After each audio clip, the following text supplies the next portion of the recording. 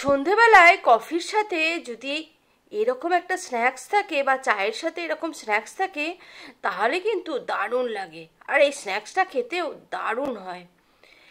একটা পনিরকে আমি প্রথমে কেটে নিচ্ছি, তবে পনিরটা কিন্তু আগে ধুয়ে নিয়েছি, প্যাকেটে ছিল তো। আমি পনির সবসময় ধুয়েই কাটি। একটু ছোট ছোট চৌকো করে কেটে নিচ্ছি, আর একটা ক্যাপসিকামকেও ছোট ছোট চৌকো করে কেটে নেব। আর একটা পেঁয়াজকে মাঝে মাঝে কেটে আবার লম্বালম্বি কেটে 4 টুকরো করে নেব, করে চৌকো চৌকো করে পেঁয়াজটা ছাড়িয়ে নেব। পেঁয়াজের প্রত্যেকটা পাপড়ি ছাড়িয়ে নেবো যাতে চৌকো চৌকো হয়ে যায়। পেঁয়াজ, ক্যাপসিকাম আর পনির আমার কাটা হয়ে গেছে। এবার একটা বাটির মধ্যে পনির, ক্যাপসিকাম আর পেঁয়াজ সবটা নিয়ে নেব, নিয়ে একটু ম্যারিনেট করে রাখবো। তার জন্য আমি এর মধ্যে দিয়ে দেবো একটুখানি নুন, আর দিয়ে দিচ্ছি একটু লঙ্কা গুঁড়ো, আর দিয়ে দেবো একটুখানি অরিগ্যানো। অরিগ্যানো না থাকলে না দিলেও কিন্তু কোনো স্বাদের তফাৎ হবে না। তারপরে খুব ভালো করে মাখিয়ে নিয়ে এটা ওই 15 মিনিটের মতো রেখে দেবো। এবার একটা বাটির মধ্যে 2 চামচ ময়দা নিয়ে নিয়েছি, বড় চামচের, আর 1 চামচ চালের গুঁড়ো নিয়েছি। এখানে চালের গুঁড়ো দেওয়ার জন্য খুব মুচমুচে হয়।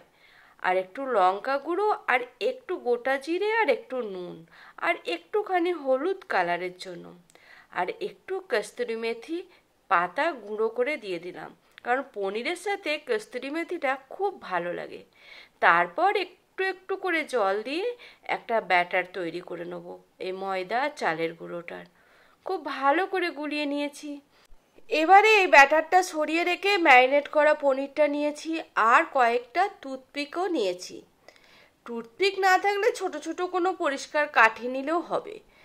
টুথপিকের মধ্যে প্রথমে পেঁয়াজটা দিয়ে দিচ্ছি, তারপরে একটা ক্যাপসিকাম দিয়ে দেবো, তারপরে মাঝখানে পনিরটা দেব, আবার একটা পেঁয়াজ দেব, তারপরে আবার একটা ক্যাপসিকাম দেব।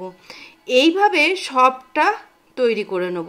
সবগুলোই প্রথমে এইভাবে তৈরি করে নিতে হবে, তারপরে বাকি কাজটা করতে হবে। আমি সবগুলোকেই আগে এইভাবে গেঁথে নিয়েছি।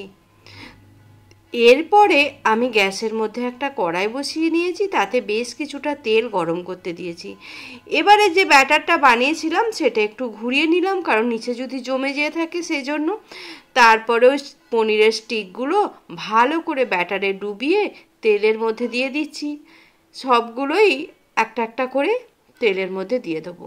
এই সময় গ্যাসটাকে মিডিয়াম টু লো ফ্লেমে করে ভেজে নিতে হবে। এগুলো হাই ফ্লেমে ভাজলে কিন্তু পনিরটা পুড়ে যেতে পারে। ব্যাস, সবগুলো দিয়ে দিয়েছি। এবারে উল্টে পাল্টে একটু লালচে লালচে করে ভেজে নেব। মোটামুটি ভাজাও হয়ে গেছে, এবার তুলে নেব। তারপরে কফি বা চায়ের সঙ্গে দারুণ লাগে।